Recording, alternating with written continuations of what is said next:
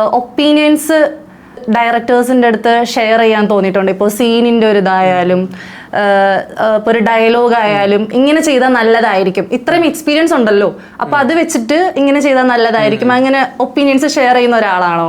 ഉറപ്പായിട്ടും. ഞാൻ എനിക്ക് ഈ സീനിൽ ചിലപ്പോൾ ഒരു ഡയലോഗ് നമുക്ക് തരുമ്പോൾ ചില സിനിമകളിൽ ഉറപ്പായിട്ടും നമ്മൾ എഴുതിയത് പ്രോപ്പറായിട്ട് തന്നെ പറയണമായിരിക്കും. കാരണം അതിന്റെ ഇമ്പോർട്ടൻസ് ഉണ്ടാവുമായിരിക്കും, അല്ലെങ്കിൽ കഥയിൽ അത് ആ ലൈനുകൾ ആ വ്യക്തമായിട്ട് അങ്ങനെ പറഞ്ഞാലായിരിക്കും അത് പിന്നെ ഒരു പോയിന്റിലൊക്കെ കണക്ട് ചെയ്യാൻ പറ്റുള്ളൂ.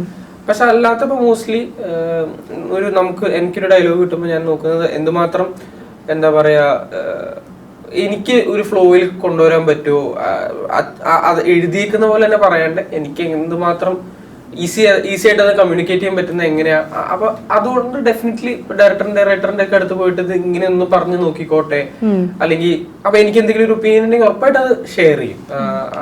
അത് എപ്പോഴും അങ്ങനെ അവരും നമ്മുടെ അടുത്ത് ചോദിക്കും, അല്ലെങ്കിൽ ഇപ്പൊ മോസ്റ്റ്ലി എല്ലാവരും നമുക്ക് ആദ്യം ഒരു സ്പേസ് തരും, എങ്ങനെയായിരിക്കും മാത്യു എങ്ങനെയായിരിക്കും ഇതിന് ചെയ്തു നോക്കുന്നത്, ഈ ക്യാരക്ടർ ഇങ്ങനെയൊക്കെയാണ്, മാത്യു എങ്ങനെയായിരിക്കും ഇത് ചെയ്തു നോക്കുന്നത്. അപ്പൊ എനിക്ക് എന്റെ ഒരു രീതിയിൽ ഞാൻ ചിലപ്പോൾ ചെയ്യുമായിരിക്കും. അപ്പൊ അതിൽ അവർക്ക് ഇഷ്ടപ്പെടുന്ന കുറച്ച് കാര്യങ്ങൾ ഉണ്ടാവും, പിന്നെ അവർ കുറച്ച് ഇൻപുട്സ് തരും. അപ്പം ഒരു ടീം വർക്ക് ആയിട്ടാണ് ഇതിനെ ബിൽഡ് ചെയ്ത് കൊണ്ടുവരുന്നത്.